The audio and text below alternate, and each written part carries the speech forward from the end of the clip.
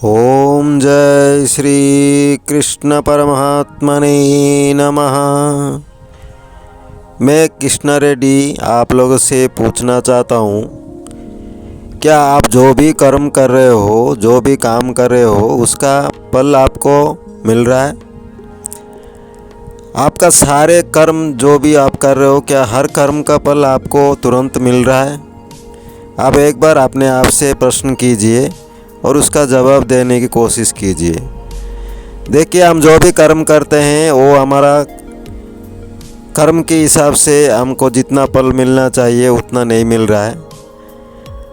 हम लोग ये संदेह में फंस जाते हैं कि हम लोग इतना काम किया है फिर भी हमको ये जो रिजल्ट आना चाहिए था वो क्यों नहीं आया। हमको जितना कर्म के हिसाब से हमको मूल्य मिलना था वो मूल्य क्यों नहीं मिला।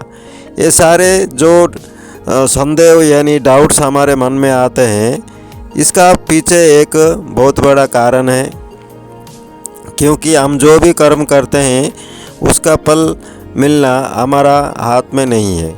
कर्म करना हमारा हाथ में है, हमारा अधिकार है, लेकिन इस कर्म का फल पाना हमारा अधिकार नहीं है, क्योंकि ये हमारा विधाता ने हमको ये अधिकार नहीं दिए हैं।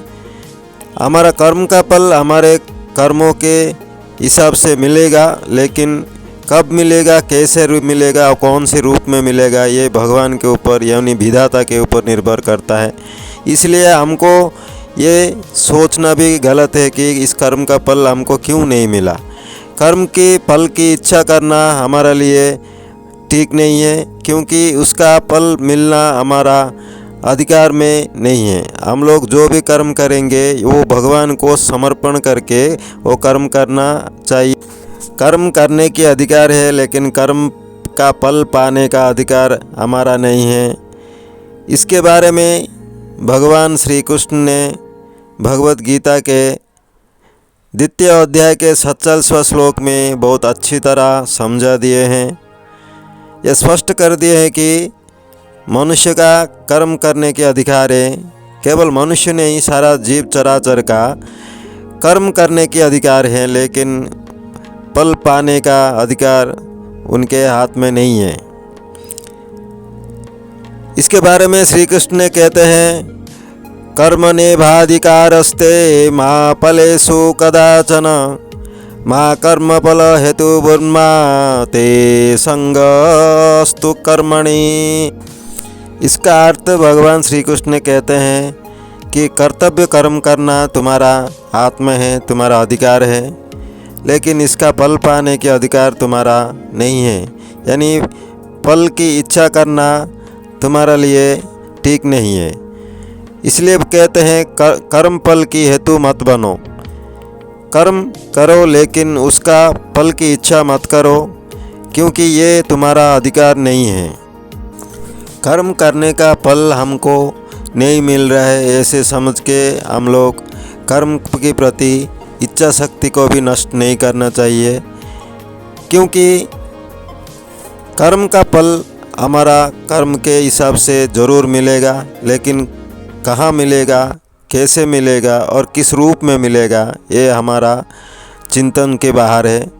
इसलिए कहते हैं कर्म करना हमारा अधिकार है और कर्म के फल पाना अधिकार नहीं है। ये अधिकार सिर्फ और सिर्फ विधाता के हाथ में है। वो कब किसको किस रूप में इसका फल देना है वो ज़रूर देंगे। दोस्तों, ये मेरा इस श्री कृष्ण की वाणी को आपके सामने रखने की मकसद था।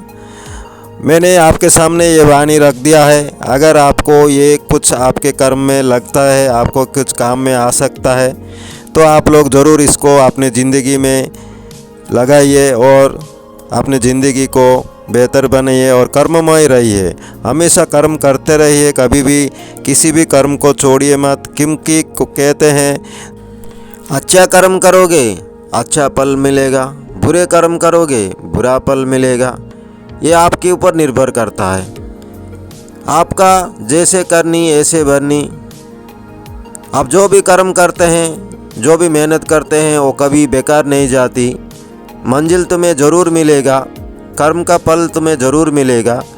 बस हार मत मानिए और कर्म करते जाइए। एक ना एक दिन आपको अपना मंजिल ज़रूर मिल जाएगा।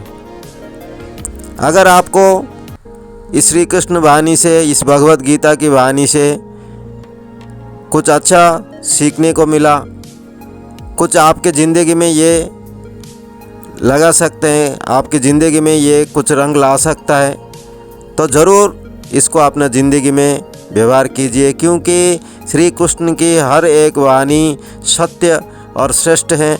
इसलिए इसको हमारा ज़िंदगी में लगाना, हमारा ज़िंदगी में व्यवहार करना और इसका फ़ायदा उठाना हमारे लिए बहुत ही अच्छा है, बहुत ही हमारे लिए लाभकारी है। अगर आपके मन को भगवत गीता के ये ज्ञान शांति दे रहा है तो ज़रूर मेरा इस YouTube चैनल को सब्सक्राइब कीजिए, मेरा इस वीडियो को लाइक कीजिए, शेयर कीजिए और कमेंट्स कीजिए। धन्यवाद। जय श्री कृष्ण।